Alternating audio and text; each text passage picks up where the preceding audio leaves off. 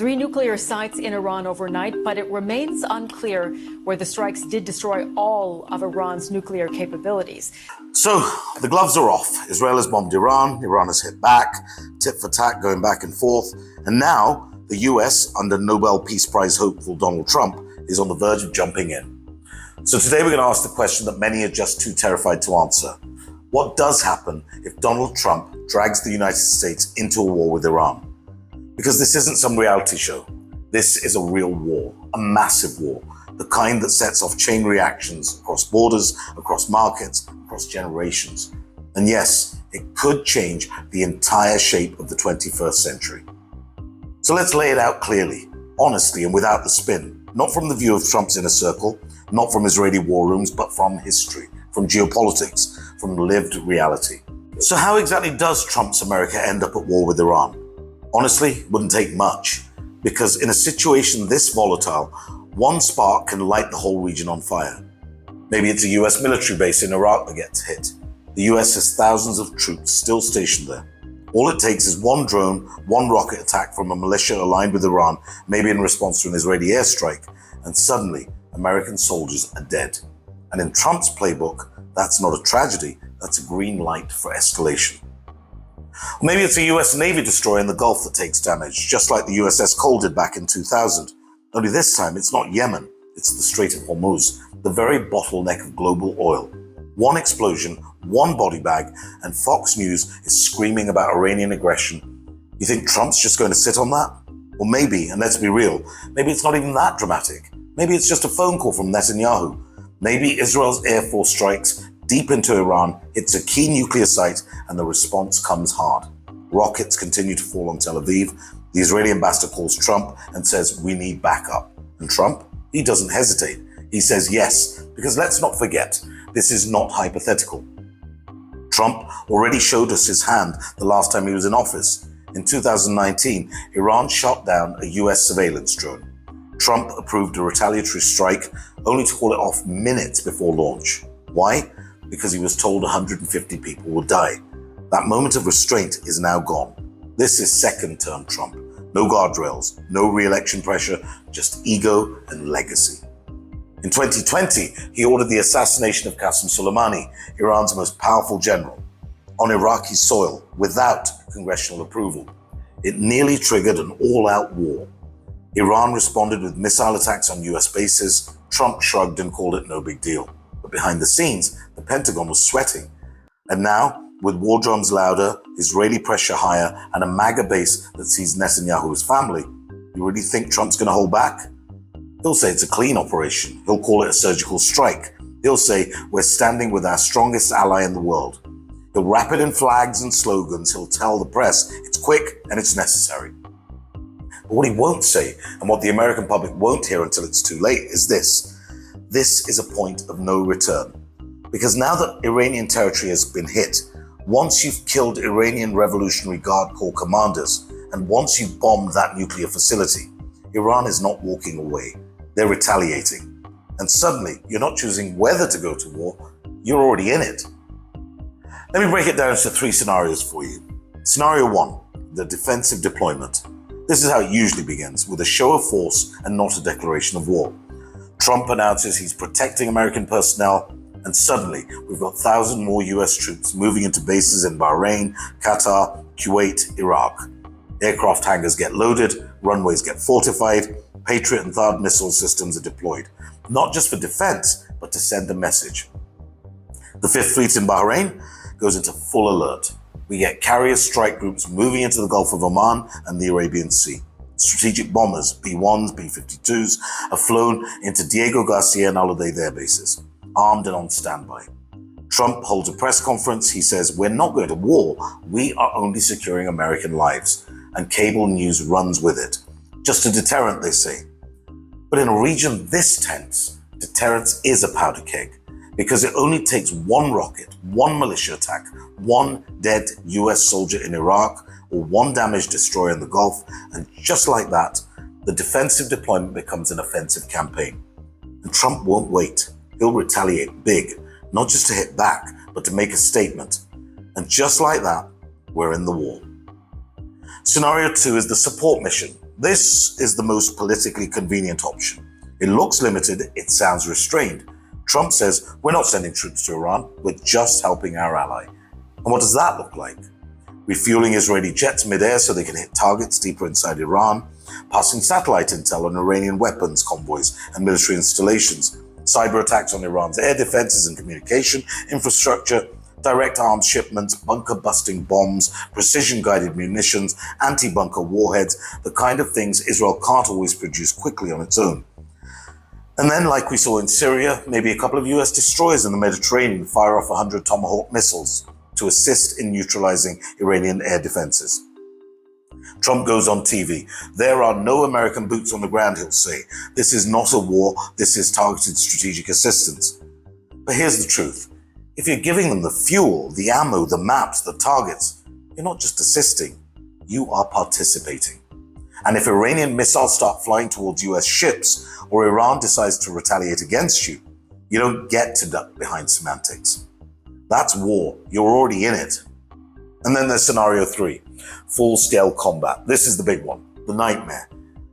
Iran hits Tel Aviv hard. Hezbollah perhaps starts raining down rockets on northern Israel. Or worse, US troops die in a retaliatory strike in Iraq or Syria. The Israeli government calls Trump, we need full American backing now. And Trump, he again sees an opportunity to show strength, to dominate headlines, to remind everyone who is the toughest guy in the room. So what happens? US airstrikes begin hitting Iranian command centers, missile batteries, nuclear infrastructure. Aircraft carriers start rolling into the Straits of Hormuz, shutting down global oil routes. Amphibious assault ships bring in Marines for strategic operations along Iran's coastlines. Special forces units, they start hunting down IRGC Quds Force commanders inside and outside Iran. F-22 Raptors and B-2 bombers fly high-altitude strike missions, aiming for decapitation strikes to try and cripple the regime's leadership or its military backbone. Trump calls it the most precise operation in history. Haven't we heard that before? Shock and awe anyone? Clean and quick, mission accomplished, and yet here we are again. Because Iran is not like the Taliban, or even like Saddam's Iraq. This is a well-armed, deeply entrenched regional power, with allies, with asymmetric warfare capabilities, and with the ability and the will to fight back everywhere all at once. So what started as support becomes Iraq 2.0, except this time with more fronts, more deaths, and far greater global consequences. And if you're sitting comfortably in Ohio or Florida or Arizona thinking, well, this is all happening over there, it won't affect me, let me remind you about that one narrow stretch of water with the power to wreck your entire grocery bill. The Strait of Hormuz, just 21 miles wide at its narrowest point, but nearly 1/5 of the world's oil passes through it every single day. It's the artery that keeps the global economy pumping, and Iran sits right on top of it. If they decide to mine it, to block it, or to start targeting commercial tankers, and they've done it before, by the way, you're going to feel that pain fast. We're not talking about a small uptick at the gas station. We're talking $250 a barrel crude, $10 a gallon at the pump. Can't drive to work, can't pay for shipping, can't afford groceries, and it won't stop at gas. Because when oil prices spike, everything gets more expensive. Fertilizer, electricity, packaging, delivery, inflation surges, interest rates climb, markets panic, jobs get cut, and global supply chains are wrecked. Insurance on tankers skyrockets, food prices go up across the board. So when we say Trump's war would cost us all, we're not talking metaphorically. We're talking about your wallet, your rent, your job, and your economy. And guess what? While you're wondering how to fill your gas tank, ExxonMobil and Raytheon stock will be soaring because the war might not reach your city, but its consequences will live in your bills. And now let's zoom back out for a second, because the region itself, it won't just get destabilized, it'll detonate. Lebanon, already teetering, Hezbollah joins the fight, and the whole country descends into war. Iraq, still rebuilding from 2 decades of disaster, it collapses into another battlefield. Syria, well, the war there never really ended. This will pour rocket fuel on the embers.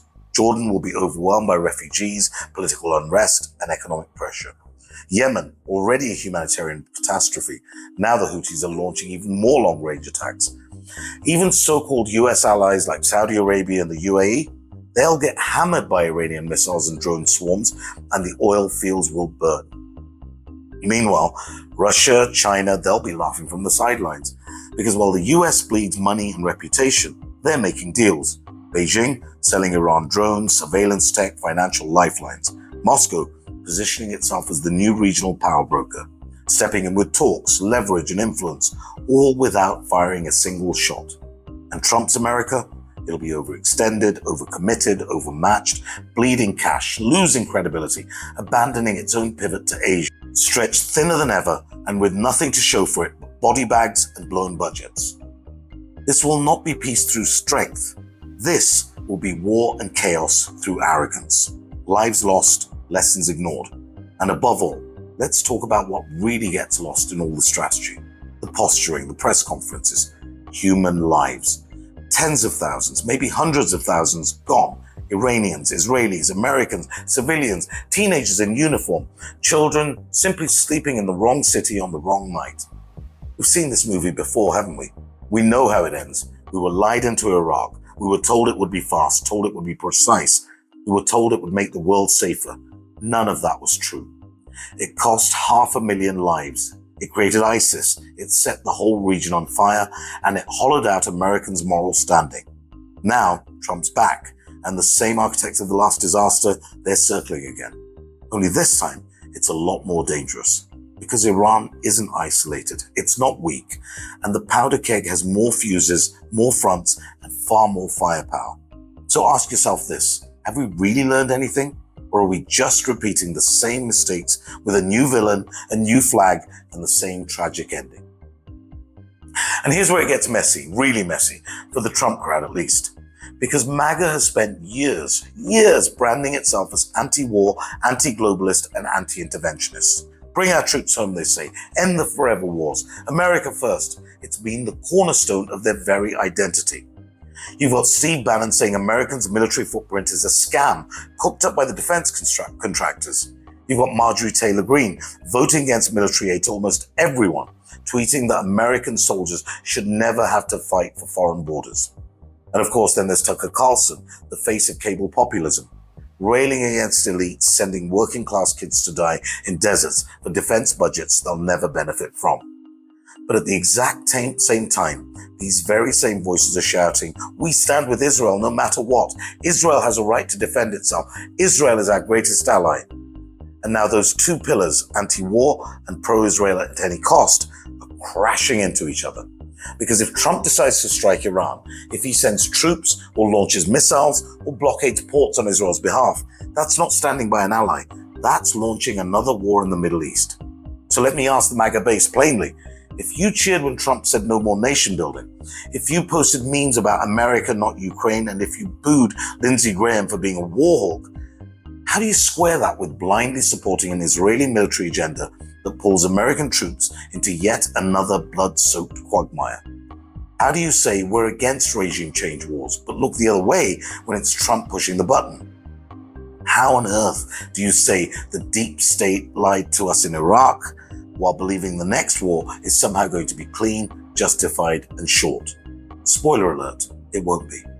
How do you say we're against regime change wars, but look the other way when it's Trump pushing the button?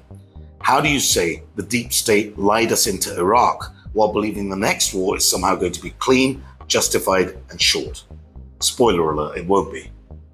So here's the uncomfortable truth. If Trump does it and you cheer, then your anti-war stance was never about principles. It was just tribal. It was performative. It was just, we oppose it when Democrats do it. Let's be honest, America First wasn't about ending wars. It was about rebranding them, as long as your guy was the one pressing the launch button. And let's be clear, if the next forever war begins with Donald Trump saluting a camera, promising a quick operation and talking about evil Iranian mullahs, and if the same people who warned about globalist wars cheer him on, then every single thing they claim to stand for collapses. Because real anti-war movements don't care who's president.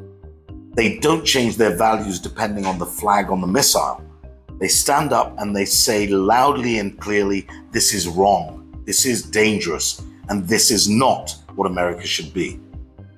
But if Trump's base chooses blind loyalty over consistent principle, then America First becomes nothing more than a slogan, a bumper sticker or a brand, wrapped in someone else's flag, marching into someone else's war. Well, thanks for watching, and if this helped you make sense of what's happening, please do give it a like, leave a comment or subscribe, and let's keep the conversation going. Because this isn't just news, it's a warning. And with that, good luck.